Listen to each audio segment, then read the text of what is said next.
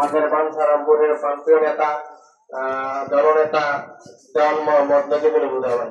আকিমুদ্দিন আল্লাহ পক্ষ থেকে নামাজ দিন কায়েম করো, দিন কায়েম করো, দিন কায়েম করো।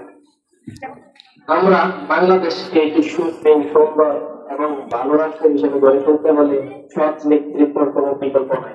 তাই আমরা সৎ নেতৃত্ব দিতে হলে বাংলাদেশ জামাতে ইসলাম ছাড়া আর কোনো পথ নাই।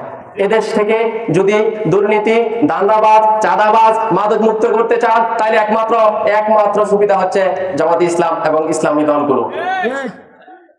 আপনাদের কাছে আমাদের একটি আহ্বান, আগামী সংসদ নির্বাচনের মাধ্যমে আমরা বাংলাদেশকে একটি কল্যাণকর রাষ্ট্র হিসেবে দেখতে চাই, বাংলাদেশকে একটি মাদক মুক্ত রাষ্ট্র হিসেবে দেখতে চাই, বাংলাদেশকে একটি চাঁদাবাজ মুক্ত হিসেবে দেখতে চাই। আমরা দেখতে পাই আমাদের দেশে, আমাদের পাড়ায়, মহল্লায় প্রকাশ্যে মাদক বিক্রি হচ্ছে, আমাদের যুব সমাজকে ধ্বংস করে দেওয়া হচ্ছে মাদকের কবলে। আমরা যদি এখন সচেতন না হই আর কবে হব?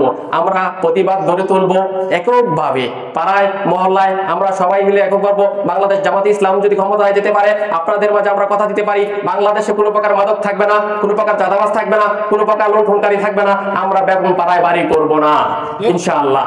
কিন্তু এটা হচ্ছে বাংলাদেশের আগামী নির্বাচনে যদি আপনারা সঠিক সিদ্ধান্ত না নিতে পারেন, বাংলাদেশটা ফিলিস্তিনের মতো হয়ে যাবে। কেন ফিলিস্তিন হয়ে যাবে? রাসূল সাল্লাল্লাহু আলাইহি সাল্লাম বলছিল আনতুল হিন্দ হবে, মানে বাংলাদেশ মুসলিম এবং হিন্দুদের সাথে একটা যুদ্ধ হবে। এই যুদ্ধের আভাস কিন্তু আমরা পাচ্ছি।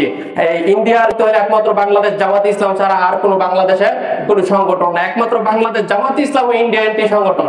আর এই দেশটাকে একমাত্র সুশৃঙ্খল, সুন্দর, একদম মেধাবী দেশ হিসাবে গড়ে তোলার জন্য বাংলাদেশ জামাতে ইসলাম মুখ্য এবং সঠিক একটি দল।